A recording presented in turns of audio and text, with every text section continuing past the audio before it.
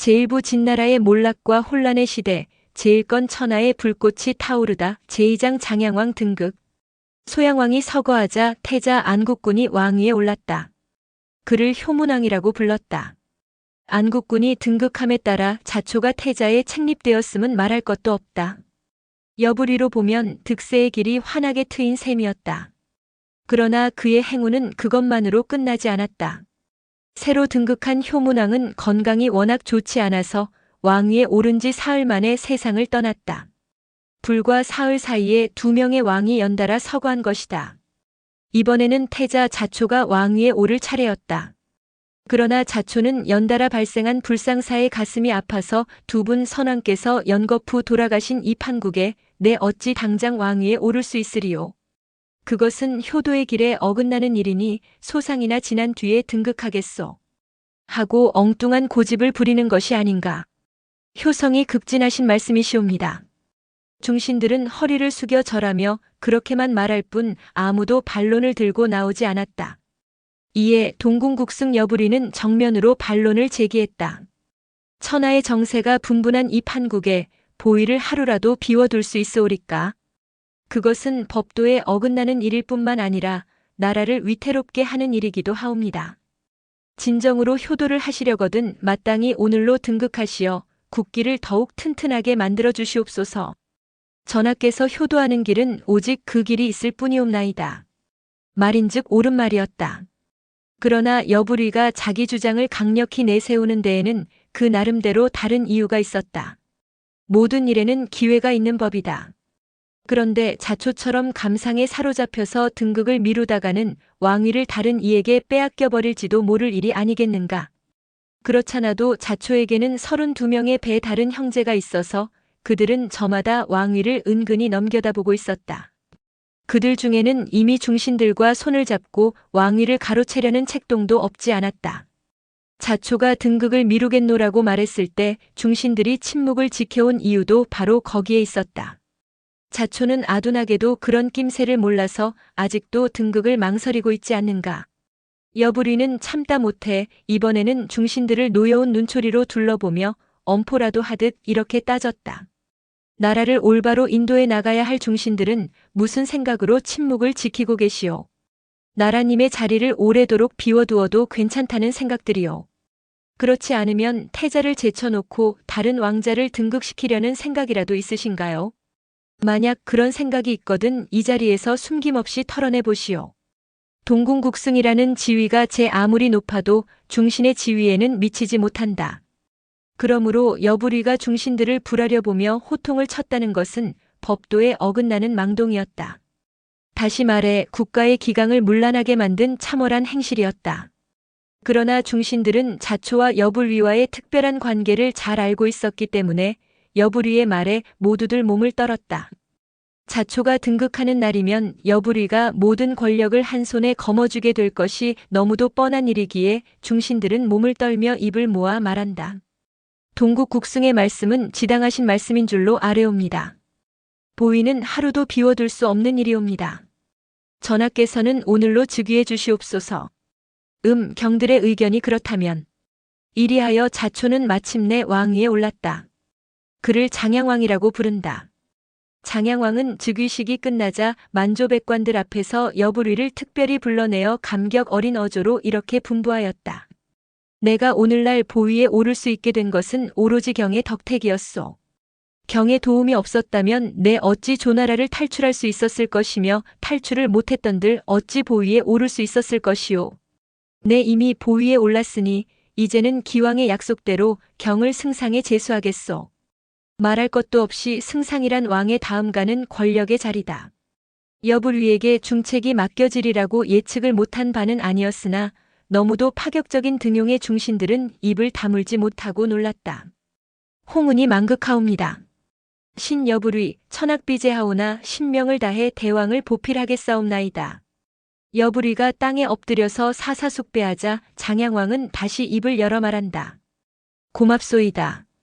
경도 잘 알고 계시다시피 내 워낙 경륜이 부족한 사람이니 모든 국사는 승상과 상의하여 처리해 나가도록 하겠소. 그리고 이번에는 중신들을 둘러보면서 중신들은 짐작하고 계시겠지만 여승상은 나의 생명의 은인일 뿐만 아니란 경륜이 천하에 뛰어난 어른이시오. 그러므로 경들은 여승상을 나처럼 여기고 충성스럽게 받들어 모시도록 하오. 왕이 그렇게 나오니 제 아무리 중신들도 여불위에게는 떨지 않을 수 없게 되었다. 그냥 그뿐이랴. 장양왕은 그것만으로도 부족하게 여겨졌던지 다시 이런 분부까지 내렸다. 백성들도 모두 승상을 우러러 모시게 하기 위해 경에게는 승상직과 아울러 문신우라는 자코도 내리오. 자귀에는 영지가 따르는 법이므로 성동에 있는 50시급 10만 호의 영지를 별도로 하사하오. 50시급 10만 호라면 조그마한 나라를 배포할 수 있는 엄청난 땅이다. 그로써 여불위는 하루아침에 최강대국인 진나라의 최고 실권자가 되었다. 승상. 게다가 10만 호의 시급을 가진 문신우. 여불위는 모든 일이 꿈이 아닌가 싶어서 자기 자신의 널쩍다리까지 꼬집어 보기까지 하였다. 아프다. 아픈 것을 보면 꿈이 아닌 것만은 확실하였다. 공적으로는 승상의 자귀를 겸했고 사적으로는 태자, 정의 실부인 동시에 왕후인 주희의 정부이기도 하니 진나라가 누구의 나라인지 모를 지경이었다. 자초라는 청년을 이용하여 사람 장사를 하려는 큰 뜻을 품은 지 불과 9년 만에 여불위는 이제 천하에 군림하는 권력자가 된 것이다. 역시 장사치고는 사람 장사가 최고였구나. 나에게 사람 장사의 비법을 가르쳐준 두메 산골에서 만났던 70갱 노웅은 지금 어디 있을까? 그 노인을 만나기만 하면 커다란 감투라도 하나 씌워주고 싶은데 성명조차 모르고 헤어진 노인이 새삼스러이 고마울 지경이었다. 권력이란 참 좋은 것이어서 여불위가 승상의 자리에 오르자 그날부터 그의 집에는 축하객과 아천배들이 천객만례하였다. 그 중에는 백발이 성성한 중신들도 있었고 명성이 혁혁한 선비들도 있었다. 천하의 제사들이 앞을 다투어 모여들었다. 거기 따라 가동과 노복들도 300명이 넘게 되었고 여불위의 시중을 드는 시녀만도 100명이 넘었다.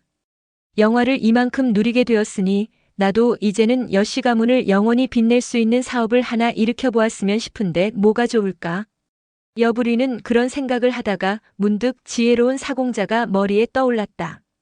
지혜로운 사공자란 도대체 어떤 사람들을 말하는 것일까? 그 무렵 여러 나라의 세도 있는 왕족들은 천하의 제사들을 자기 집으로 초청해서 빈객으로 접대해 오는 풍습이 있었다. 그들을 속칭 식객이라고 불렀다. 그런 식객 중에는 경륜이 탁월한 정객도 있었고 명성이 혁혁한 선비도 있었고 변설이 능란한 농객도 있었고 심지어 힘이 세거나 도적 솜씨가 비상한 사람도 있었다.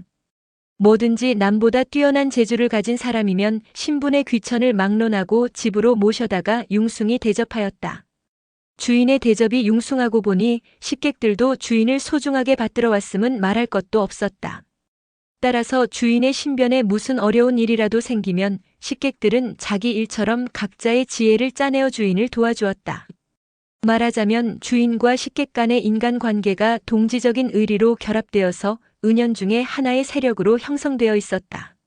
어찌 보면 자신을 보호하기 위한 하나의 울타리라고도 볼 수 있었는데 울타리치고는 그렇게 믿음직한 울타리가 없었다.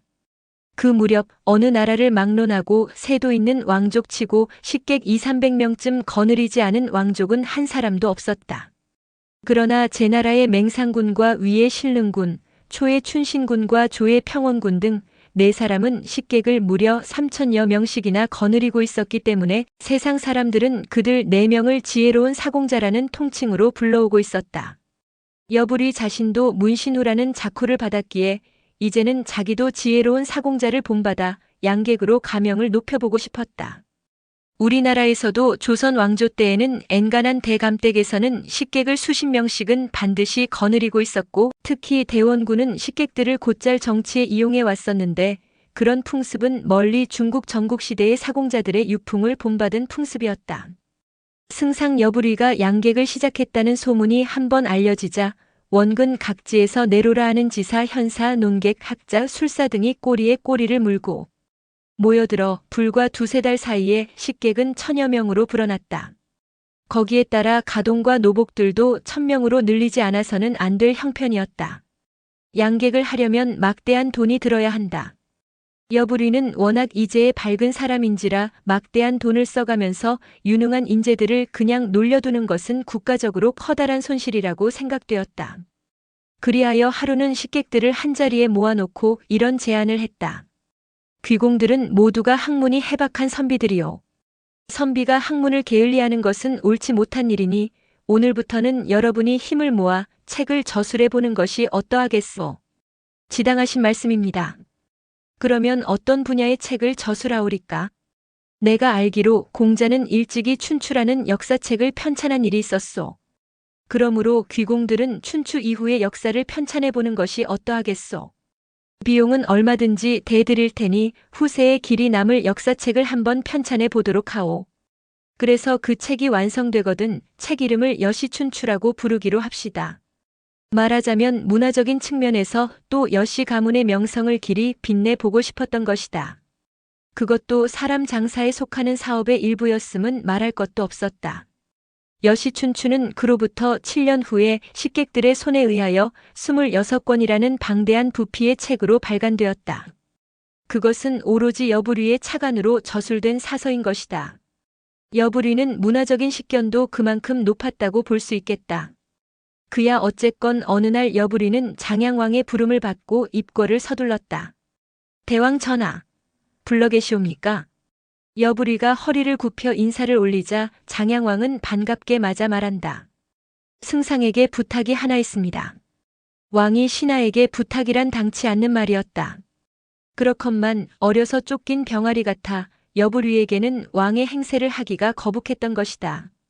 무슨 분부이시온지 하명하시옵소서. 승상께서도 잘 알고 계시다시피 내가 볼모로 잡혀가서 조왕에게 7년 동안이나 가혹하게 박해당한 일을 생각하면 지금도 이가 갈리오. 따라서 다른 나라는 내버려 두더라도 조나라만은 기어이 원수를 갚아야 하겠소. 승상은 나의 심정을 짐작하여 조나라를 정벌하기로 합시다. 장양왕이 조나라의 원한을 품고 있는 심정은 이해하고도 남음이 있었다.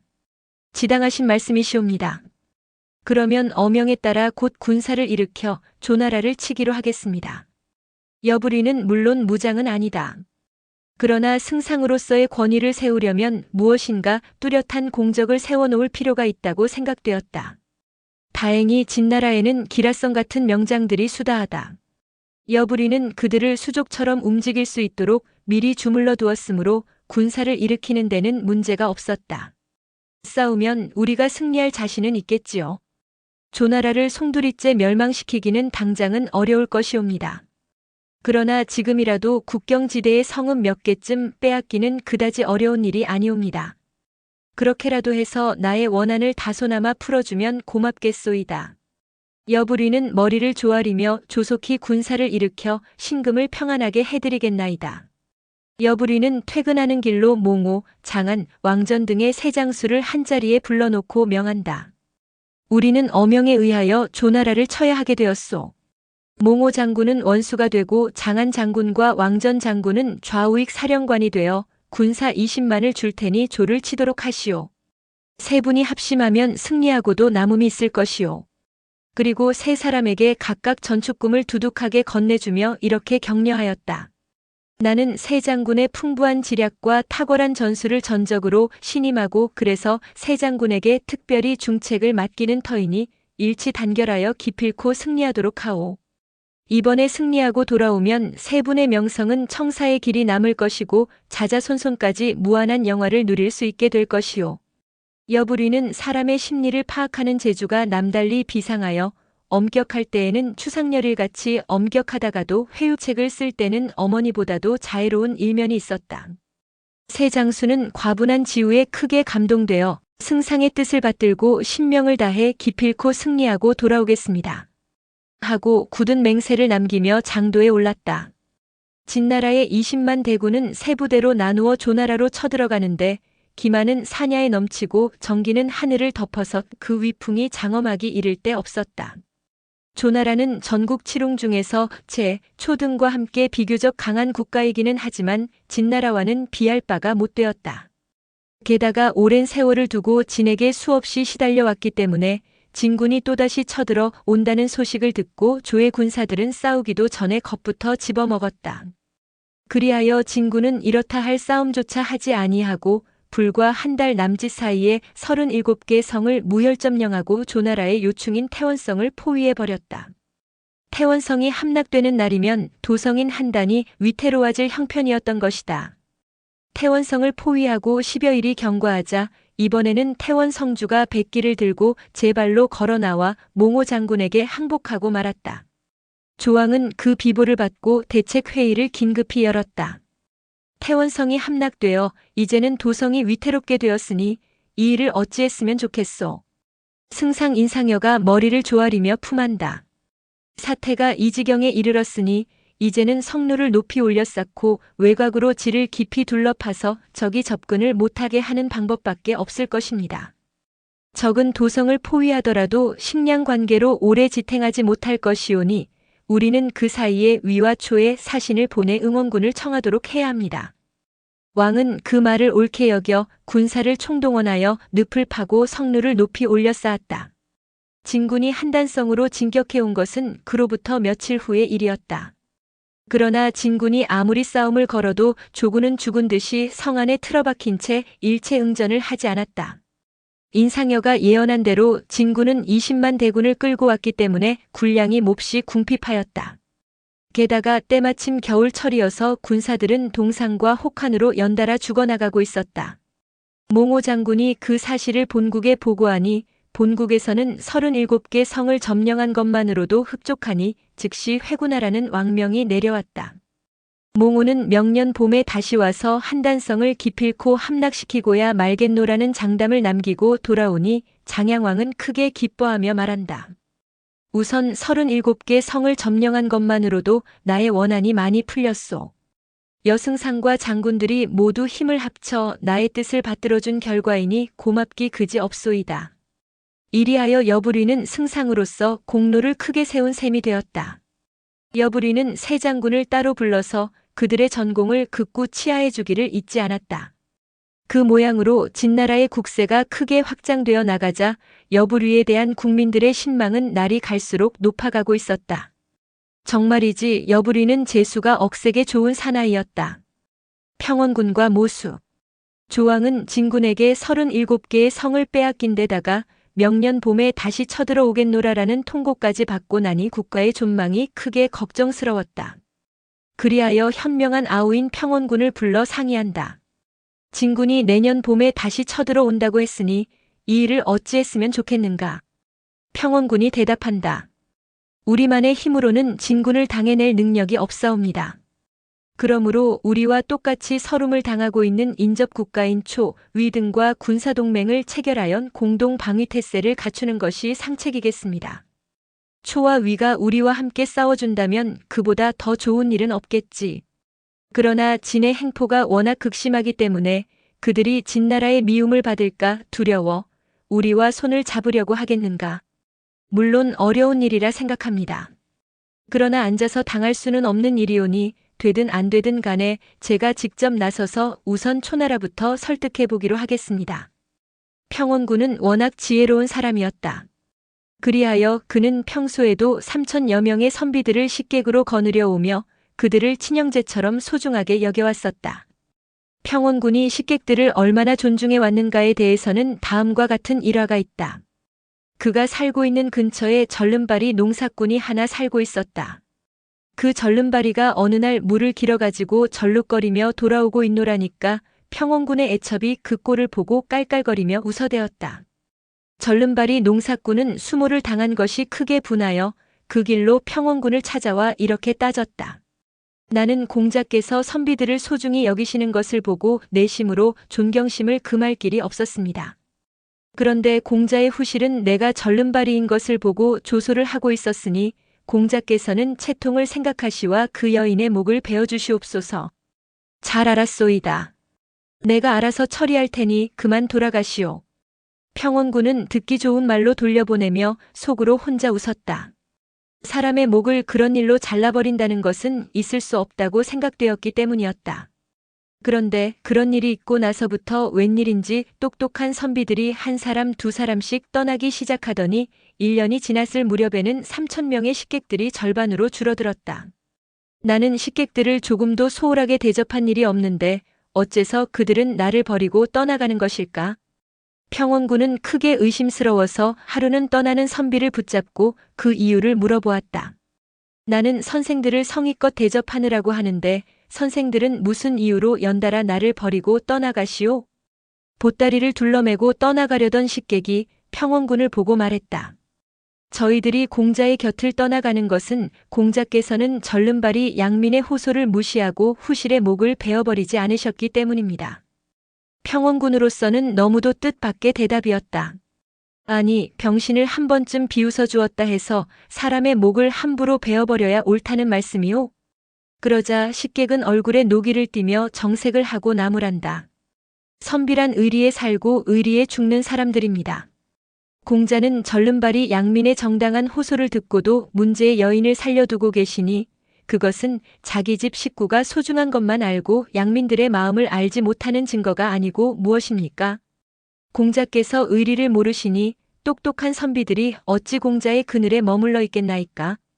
평원군은 그 말에서 크게 깨달은 바 있어 애첩의 목을 그날로 베어버렸다.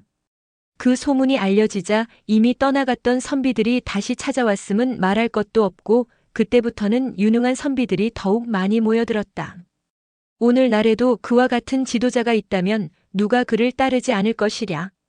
그건 그렇다 치고 군사동맹을 맺기 위해 초나라로 떠나려면 수행원이 필요하기에 평원군은 식객들 중에서 20여 명을 선발하기로 하였다. 설득력이 강하고 변설이 능란한 사람이라야 할 것은 말할 것도 없다. 19명의 수행원은 쉽게 선정하였으나 나머지 1명은 적격자를 찾지 못해 난감해하고 있노라니까 모수라는 식객이 자원하고 나서면서 말한다. 나머지 한 사람은 저를 데리고 가주시옵소서. 평원군은 모수의 얼굴을 유심히 보았다. 얼굴은 눈에 익어도 평소에 신통치 않게 여겨졌던 인물이었다. 선생은 내 집에 오신 지 몇 해나 되셨소? 공자의 신세를 지은 지가 어언간 3년이 넘었습니다. 3년. 평원군은 내심 실망을 금치 못하며 이렇게 말하면 선생에게 신뢰가 될지 모르겠지만 현명한 사람은 주머니 속에 들어있는 송곳과 같다고 하였소. 송곳 끝은 반드시 주머니 밖으로 솟아나오게 마련인 것이오. 선생은 내 집에 오신 지 3년이 넘는 오늘날까지 나에게 송곳 끝을 보여준 일이 없으셨으니 내 어찌 선생에게 초나라에 동행하자고 할 수 있겠소? 모수는 그 말을 듣고 웃으며 대답한다. 송곳 끝이 주머니 밖으로 솟아나오려면 그 송곳이 주머니 속에 들어가 있어야 합니다. 그런데 공자께서는 저를 주머니 속에 넣어주신 일이 한 번도 없었습니다. 그래서 오늘은 저를 주머니 속에 넣어주십사 하는 뜻에서 배행을 자청한 것이옵니다. 평원군은 모수의 뛰어난 논리에 감탄을 마지 않으며 그를 수행원 축에 넣어주었다. 19명의 수행원들은 모수가 동행하게 되었다는 소리를 듣고 모두 코웃음을 치며 반대하였다. 그러나 평원군은 그들의 반대를 무릅쓰고 끝끝내 모수를 대동하기로 하였다. 며칠 후에 평원군 일행은 초나라 나라로 찾아와 초왕과 회담을 시작하였다. 초왕과 평원군은 당사에 단둘이 마주 앉았고 수행원 일동과 초나라 중신들은 단하에 이 열횡대로 마주 앉아 회담에 가담하고 있었다. 회담 석상에서 평원군은 초 위에 인접 3국이 군사동맹을 체결하여 강적 진나라를 공동으로 섬멸시켜버리자는 소위 합종서를 입이 닳도록 역설하였다. 그러나 초왕은 좀처럼 응해주려고 하지 않았다. 그도 그럴 것이 조나라와 섣불리 군사동맹을 맺었다가 진의 미움을 사는 날이면 잠자는 호랑이의 코털을 건드린 결과가 되겠기 때문이었다. 회담은 아침부터 시작되었건만 날이 어두워져도 결말이 나지 않았다. 모수는 진종일 참고 견디다가 보다 못해 마침내 단상으로 뛰어올라와 초왕을 노려보며 큰 소리로 외쳤다. 군사동맹을 맺고 안 맺고는 한마디로 결정할 수 있는 일인데 무엇 때문에 이처럼 시간을 끄시오? 초왕은 어처구니가 없어서 평원군을 보고 묻는다. 이자가 누구요? 제가 데리고 온 수행원입니다. 그러자 초왕은 대로하며 벼락 같은 호통을 지른다. 너 이놈, 썩 물러가거라. 여기가 어느 안전이라고 내 놈이 감히 이토록 무례한 행실을 하느냐. 이에 모수는 가슴에 품고 있던 칼을 꺼내어 초왕의 가슴에 들이대며 맞선다. 당신이 나를 꾸짖는 것은 초나라의 힘을 믿기 때문일 것이오. 그러나 당신은 지금 내 눈앞에 있고 당신을 도와줄 사람들은 멀리 있소. 그러니 내 말을 잘 들어서 가부를 대답해 주시오. 초는 영토가 진나라 못지않게 넓을 뿐만 아니라 군사도 100만 명이나 가지고 있지 않소. 그러한 강대국이 진나라의 보복이 두려워서 이웃나라와 화친하기를 꺼린다는 것은 말이 안 되는 소리요. 당신네 나라가 그처럼 비겁하기 때문에 진에게 멸시를 받게 되는 것이요. 우리가 군사 동맹을 맺자는 것은 우리나라를 위하기보다도 당신네 나라를 위하는 일이라는 사실을 어째서 모르시오. 진실로 떳떳한 국가가 되고 싶거든 진에 대한 공포심부터 없애버리시오. 초왕은 모수의 말을 듣고 크게 깨달은 바 있어서 즉석에서 고개를 끄덕이며 말했다. 선생의 말씀을 들어보니 과연 내가 지나치게 비겁했던 것 같구려. 그러면 귀국과 군사동맹을 맺기로 합시다. 군사동맹은 일순간에 합의를 볼 수 있게 되었다. 그러나 모수는 말만으로는 만족할 수 없었다. 모수는 단하에 있는 초나라 중신들을 굽어보며 명령하듯 말한다. 대왕께서 군사동맹을 맺기로 결정하셨으니 이제는 혈맹의 의식을 수행해야 하겠소. 어디 가서 말과 닭, 개의 피를 속히 구해오도록 하시오. 옛날에는 국가 간의 중요한 협약을 맺을 때에는 동물의 피를 나누어 마시는 의식이 있었다. 혈맹이라는 말은 거기서 나온 말이다. 초나라 중신들이 동물의 피를 구리쟁반에 그득히 담아 올리자 모수가 초왕에게 정중히 받들어 올리며 말한다. 대왕께서 먼저 피를 드신 후에 중신들에게도 골고루 나누어 들게 하시옵소서. 평원군과 저희들은 그 다음에 들기로 하겠습니다. 이리하여 군사동맹의 의식이 끝나자 초왕은 모수를 보고 웃으며 말했다. 내 오늘 선생의 깨우침을 듣지 못했던들 나는 언제까지나 비겁한 왕이라는 조소를 면하기가 어려웠을 것이오. 그런 의미에서 선생은 우리나라의 귀객이기도 하오. 모수는 머리를 조아리며 말한다. 과찬의 말씀 몸둘 바를 모르겠습니다. 신은 다만 조, 초 양국의 국운을 걱정하는 마음에서 대왕에게 예절을 벗어나는 망동을 저질렀사오니 너그럽게 용서해 주시옵소서. 초왕은 크게 웃으며 나라를 위해 목숨을 아끼지 않는 그것이 바로 충성심이거늘 내 어찌 선생에게 벌을 내릴 수 있으리요. 만약 금후에 진군이 귀국으로 쳐들어간다면 우리는 춘신군으로 하여금 10만 대군을 이끌고 달려가 귀국을 도와드리도록 할 것이오. 사태가 이렇게 돌아가자 모수를 경멸해 오던 19명의 수행원들은 얼굴을 들지 못할 지경이었다. 평원군이 군사동맹에 성공하고 돌아오자 조왕은 크게 기뻐하며 평원군에게 공자가 아니었던들 그런 어려운 일을 누구도 해내지 못했을 것이오.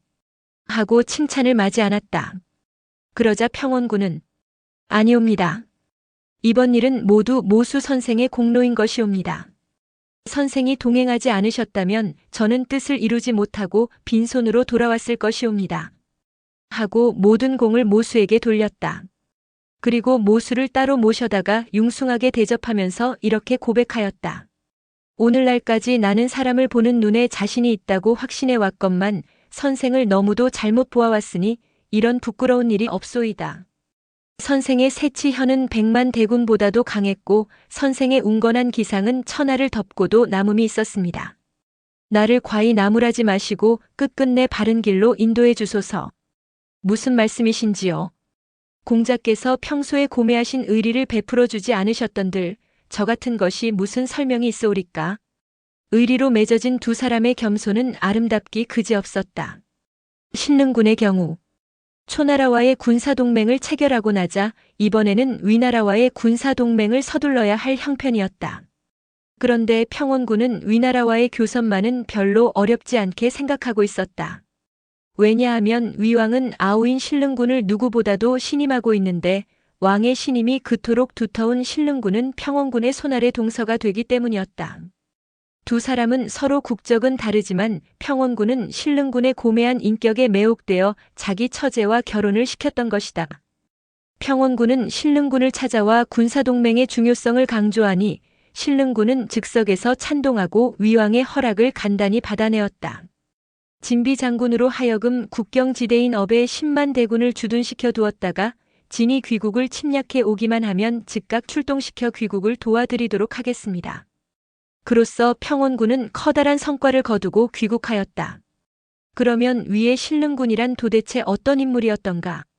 신릉군은 본시 병학가로서 그 역시 식객들을 3,000명이나 거느리고 있는 사람이어서 국민들의 신망이 매우 두터웠다. 그는 누구에게나 겸손하였고 어딘가에 현사가 있다는 말을 들으면 천리를 멀다 않고 몸소 찾아가 자기 집으로 모셔오기를 게을리하지 않았다.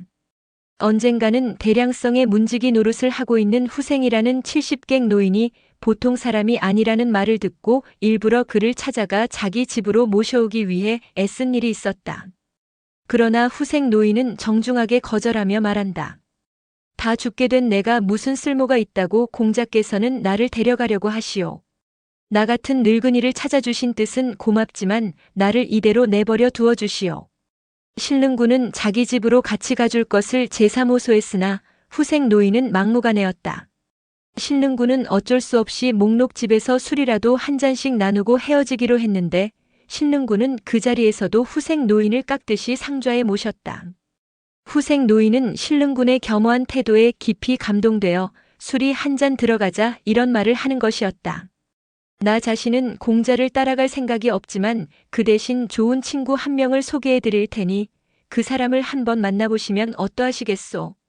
신릉군은 그 말을 듣고 크게 기뻐하며 그분이 어떤 분인지 모르오나 선생께서 천거하시는 분이라면 꼭 찾아가 만나 뵙겠습니다. 그 어른이 지금 어디 계시옵니까? 여기서 동쪽으로 10리쯤 가면 푸주간이 하나 나올 것이오. 그 푸주간에서 칼잡이 노릇을 하고 있는 주애라는 사람이 있소.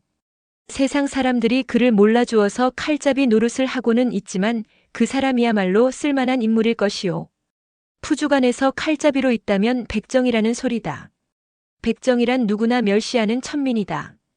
그러나 신릉군은 평소부터 직업에 대한 귀천관념 같은 것은 추호도 가지고 있지 않았다. 아무리 귀족이라도 정신이 썩어 빠졌으면 그 사람이 바로 천민이요. 아무리 천민이라도 정신이 살아있으면 그 사람이 바로 귀족이라고 생각해 오고 있었다. 그러기에 백정이라는 직업은 전혀 문제가 되지 않았다. 더구나 후생 노인이 천거하는 사람이라면 예사 인물이 아닐 것 같아서 신릉군은 그 길로 주애라는 사람을 찾아 나섰다. 동쪽으로 10리쯤 말을 달려가니 말하던 푸주간이 나왔다. 40쯤 되는 건장한 청년이 고기를 썰고 있었다. 말씀 좀 물어보겠습니다. 이 가게에 혹시 주애라는 분이 계십니까? 내가 주애요. 무슨 일로 찾아오셨소? 주애라는 사람은 대답이 퉁명스럽기 짝이 없었다. 자기를 찾아온 손님을 마치 발길로 차기라도 할 듯한 태도였다. 그러나 주애의 인상이 무척이나 순박하게 느껴져서 신릉군은 웃으며 말했다. 실은 후생 노인의 소개로 선생을 일부러 찾아뵈러 온 것입니다. 하고 말하며 자기 소개를 자세하게 설명해주고 자기 집으로 가줄 것을 요청했다. 그러나 주애는 콧방귀만 낄 뿐 상대를 하려 하지 않았다. 후생 노인이 망령이 드신 모양이구려. 내가 왜 당신을 따라가오? 그렇게 할 일이 없거든 집에 돌아가 낮잠이나 자시오. 나는 바쁜 사람이오. 애시당초 근접을 못하게 하는 것이었다. 신릉군은 어쩔 수 없이 콧방귀만 맞고 돌아왔다. 그러나 웬일인지 주애라는 인물의 이상한 매력이 느껴져서 신릉군은 그 후에도 4~5차례 찾아갔다. 그러나 주애는 번번이 퉁명스럽게 내쏘더니 나중에는 숫제 대답조차 하려고 하지 않았다. 그런 일이 있는지 얼마 되지 않아서였다. 진나라의 장양왕은 위나라가 조나라를 위해 위군을 자기네 국경지대에 10만 명이나 군대를 주둔시켜 두고 있다는 사실을 알고 대노하면서 위왕에게 다음과 같이 무시무시한 협박장을 보내왔다. 우리는 머지않아 군사를 일으켜 조도 한단성을 점령할 생각인데 당신네가 조를 돕기 위해 업에 10만 대군을 두고 있다니 만약 당신네가 조를 돕는다면 우리는 방향을 돌려 당신네부터 정벌할 것이오.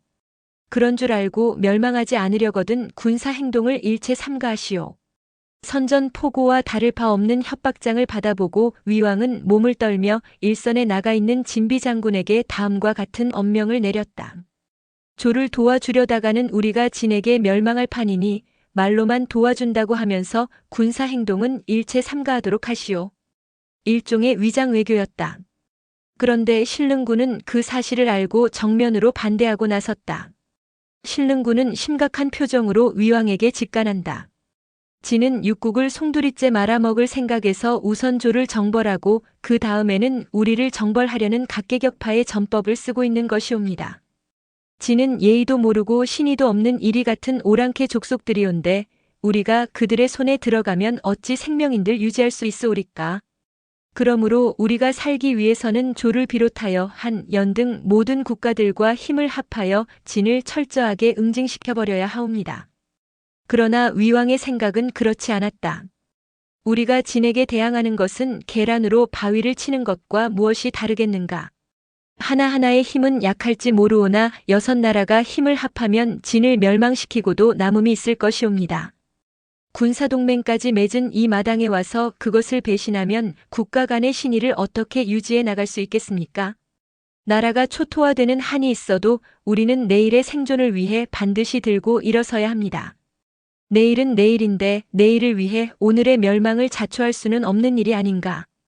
위왕은 끝끝내 군사동맹을 배신할 결심이었다. 신릉군은 안타깝고 괴롭기 짝이 없었다. 마침 그때 조나라에서 급사가 평원군의 편지를 가지고 달려왔다. 나는 신릉군은 신에 있는 사람인 줄로 믿고 처제와 결혼까지 시켰던 것이오. 우리는 지금 진군에게 도성이 함락될 판국에 당신네는 군사동맹까지 맺어놓고도 우리를 도와줄 생각을 안 하고 있으니 정의지사로 자처해 오던 신릉군이 이렇게까지 배신을 할 줄은 몰랐소.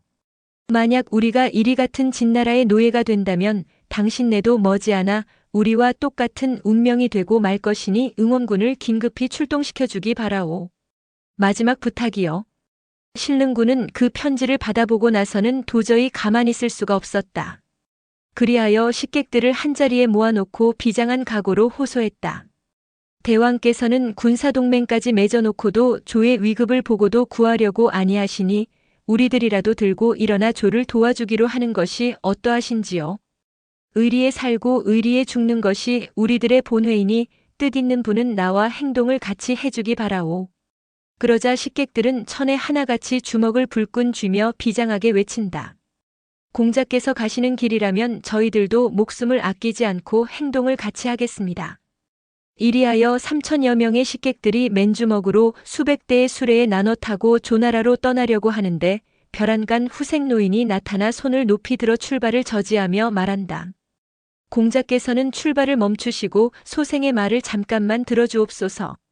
신릉군은 초조한 마음으로 후생 노인에게 말한다. 우리들은 지금 갈 길이 멀고 바쁜데 선생은 무슨 말을 하려고 그러십니까? 아무리 바쁘셔도 제 말은 꼭 들으셔야 합니다. 공자께서는 지금 선비들을 몰고 나가 맨주먹으로 진군과 싸우려고 하는데 그것은 호랑이에게 고깃덩어리를 던져주는 것과 무엇이 다르오리까? 그렇다고 군사동맹을 배신할 수는 없는 일이 아니오. 물론 군사동맹은 반드시 지키셔야 합니다. 그러기 위해서는 지금 국경에 주둔 중인 진비 장군의 10만 군사를 공자께서 직접 물려받아 가지고 싸우셔야 합니다. 진비 장군이 나에게 군사를 물려줄 리가 없지 않소. 대왕께서 가지고 계신 병부를 가지고 나가시면 됩니다. 대왕께서는 그 병부를 침전에 보관하고 계시다고 들었습니다. 그러므로 그 병부를 훔쳐가지고 나가셔서 진비 장군의 군사를 물려받도록 하시옵소서.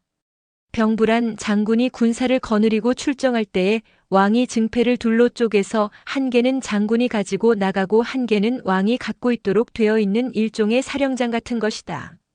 신릉군은 그 말을 듣고 눈이 번쩍 트이는 것만 같았다. 참으로 좋은 방책을 알려주셨소이다. 그러나 대왕께서 침전에 숨겨두신 병부를 무슨 재주로 훔쳐낼 수 있겠소? 대왕의 총애를 받고 있는 여희우궁은 그것을 쉽게 훔쳐낼 수 있을 것이옵니다. 공자께서는 일찍이 여희후궁에 붙인 원수를 갚아드린 일이 계셨기 때문에 공자께서 직접 부탁하시면 여인은 두말 없이 병부를 훔쳐낼 것이옵니다. 그도 그럴 성싶었다. 여인은 일찍이 자기 아버지를 살해한 사람에게 원수를 갚지 못해 눈물로 세월을 보내고 있음을 알고 신릉군은 의협심을 일으켜 원수를 갚게 해준 일이 있었던 것이다. 신릉군은 후생 노인의 지시대로 여희후궁을 만나 부탁하니 여인은 그날 밤으로 병부를 훔쳐내왔다. 신릉군은 크게 기뻐하며 병부를 가지고 일선으로 달려나가려 하였다. 그러자 후생 노인이 옷소매를 움켜쥐며 다시 말한다. 장수가 일선에 나가 있을 때에는 사정 여하에 따라서는 왕명에 복종하지 않아도 무방할 경우가 있사옵니다. 사태가 그렇게 되면 부득이 진비 장군을 죽여 없앨 수밖에 없겠으니 그런 경우를 대비하여 푸죽간의 주애라는 청년을 꼭 데리고 나가시옵소서. 그 사람이 나를 따라가 주겠습니까? 공자께서 직접 찾아가 사정을 말씀하시면 반드시 따라 나설 것이옵니다. 신릉군은 후생 노인의 말을 반신반의하면서도 부랴부랴 푸죽간으로 주애를 만나려 갔다. 주애는 마침 푸죽간에 있었다.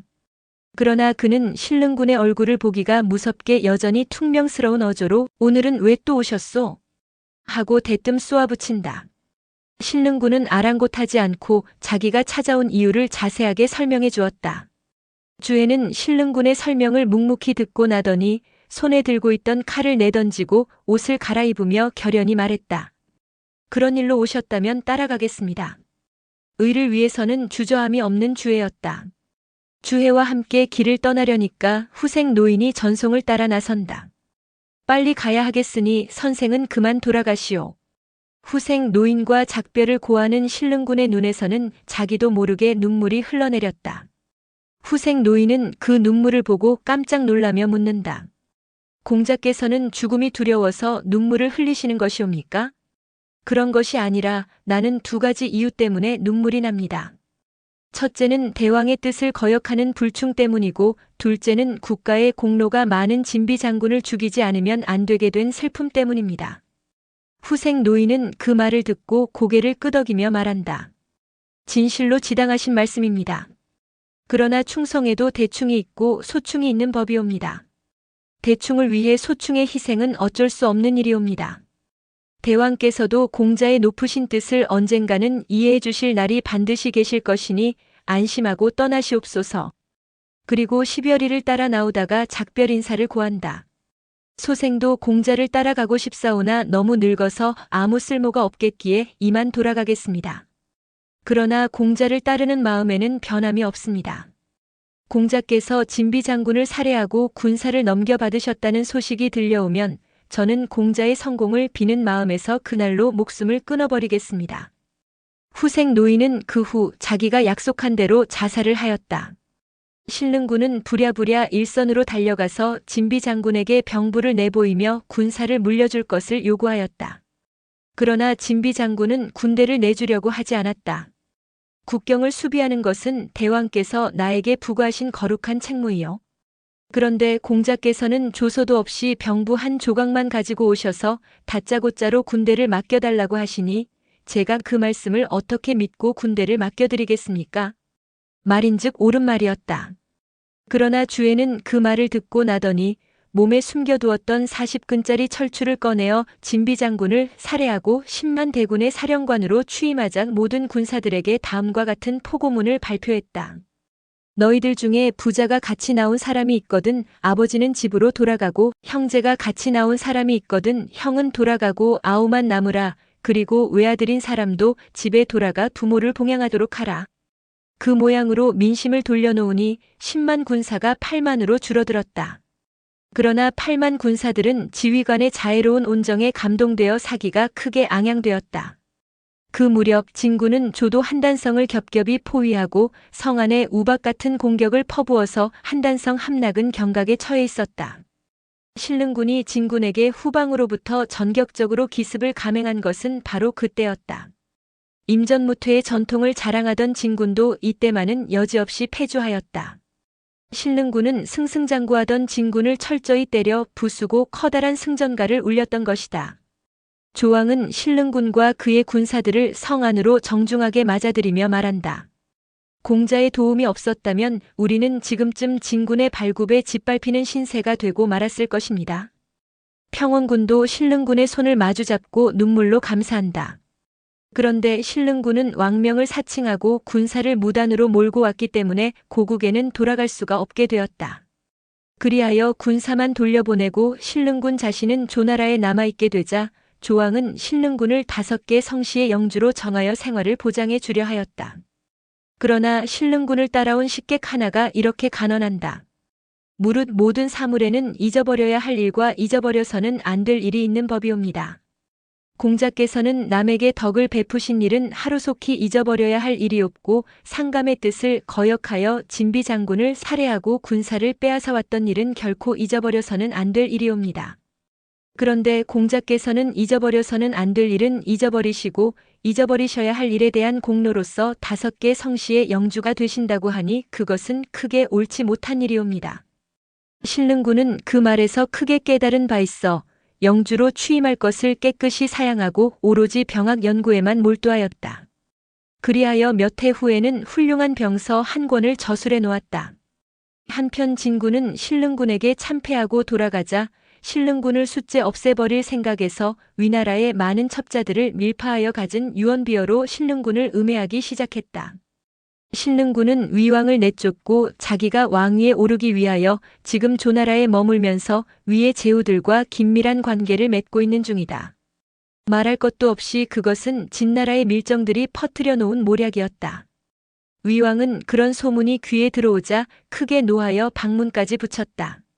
신릉군은 멀리서 그 소식을 전해 듣고 괴로운 심해를 금할 길이 없어 날마다 술로 보내고 있었다. 한편 진의 장양왕은 조나라의 볼모로 잡혀가 있던 원한이 골수에 맺혀서 조를 치는 것을 평생의 수건으로 여기고 있었다.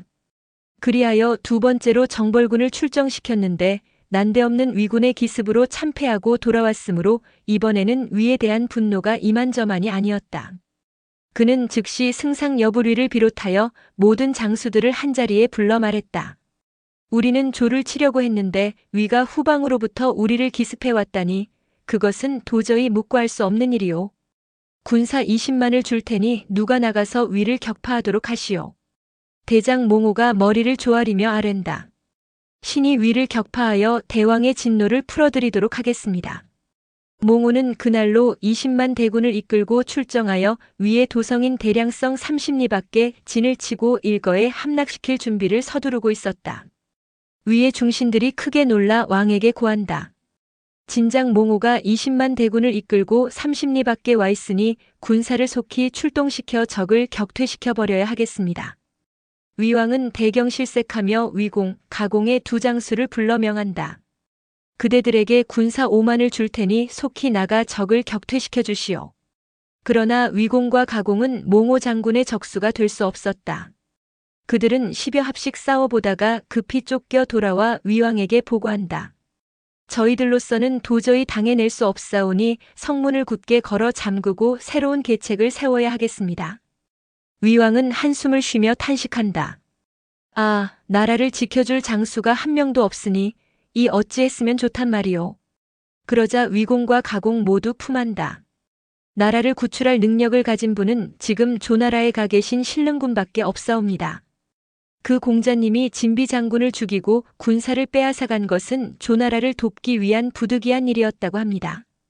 그러므로 지금이라도 대왕께서 친서를 보내시어 귀국하라는 분부를 내리시면 신릉군은 나라를 구하기 위해 기꺼이 돌아오실 것이옵니다. 위왕은 사정이 워낙 다급한지라 신릉군 앞으로 친서를 써주면서 말한다. 그대들이 이 편지를 직접 가지고 가서 신릉군을 급히 데려오도록 해보시오. 2 사람은 친서를 휴대하고 바로 조나라로 신릉군을 찾아갔다.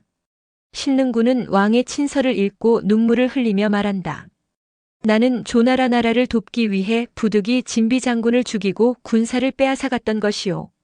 그러나 대왕께서는 나를 역적으로 여기셔서 나의 목에 1000만 대금의 상금까지 걸어놓았다고 하니 내가 돌아가 본들 어찌 무사할 수가 있겠소. 신릉군의 입장에서는 당연한 걱정이었다. 신릉군이 귀국을 거절할 기색을 보이자 모원과 설의 2 식객들이 즉석에서 이렇게 간언한다. 공자께서 오늘날 만인에게 추앙을 받아오시는 것은 국가에 충성스러우셨기 때문입니다. 그런데 만약 진군이 도성을 점령하고 위국의 종묘 사직을 불살라버리면 공자는 무슨 면목으로 세상에 얼굴을 들고 다닐 수 있으오리까? 그러므로 빨리 귀국하셔서 나라를 구출하셔야 합니다. 신릉군은 그 충고에서 자신의 불찰을 깨닫고 부랴부랴 귀국길에 올랐다. 그리하여 위왕 앞에 엎드려 고한다. 신은 100번 죽어 마땅한 죄를 범했사온데 대왕께서는 지친의 정으로 용서를 내려주셔서 홍은이 만극하옵니다. 이제 신은 제후들과 힘을 합하여 적을 기필코 격파해버리고 말겠습니다. 눈물을 보인 위왕은 아우의 손을 잡아 일으키며 현재를 돌아오지 못하게 한 것은 나의 불명 때문이었소. 오늘로써 경을 상장군에 임명하니 적을 무찔러 나라를 구해주기 바라오. 신릉군은 사은 숙배하고 어전을 물러나오자 곧 초, 연, 한, 제, 조 등 5나라의 사신을 급파하여 육국연맹으로 진에 대항할 것을 호소하였다. 신릉군은 평소에도 모든 나라의 신망이 두터웠던 까닭에 5나라에서는 각각 응원군 5만 명씩을 보내왔다. 신릉군은 연합군 총사령관의 직책을 띠고 진군과 대전하게 되었다. 진장 몽호가 그 소식을 듣고 선제 공격을 가해왔다. 신릉군은 30만 대군을 거느리고 마주 달려 나와 싸우는데 양군은 30합이 넘도록 승부가 나지 않았다. 그러자 신릉군은 젊은 병사 1명을 적의 초마로 가장시켜 몽호 장군에게 달려가 대왕께서 급서하셔서 군사를 거두어 가지고 급히 회군하라는 전갈이 본국에서 왔사옵니다. 하고 말하게 하니 몽호 장군은 크게 놀라며 사기가 갑자기 저하하였다. 그 기회를 놓치지 않고 공격을 맹렬히 퍼부으니 진군은 형편없이 패주하기 시작했다. 그리하여 연합군은 간단한 모략 하나로 대승을 거둘 수 있었다. 몽호는 급히 회군하여 알고 보니 모든 것이 적의 계략이 아닌가. 장양왕은 이를 갈며 분노했다. 6나라가 공동으로 덤벼왔다면 이제부터 6나라는 모두가 우리의 적이다. 나는 6나라를 모조리 정복하리라. 그러나 장양왕은 그날부터 우라가 사무쳐서 시름시름 앓기 시작하더니 마침내 신릉군이 모략한 대로 왕위에 오른 지 4년 만에 어이없게 세상을 떠나고 말았다. 그리하여 여부류의 아들인 태자 정이 등극하였으니 이때 신왕의 나이는 13세였다.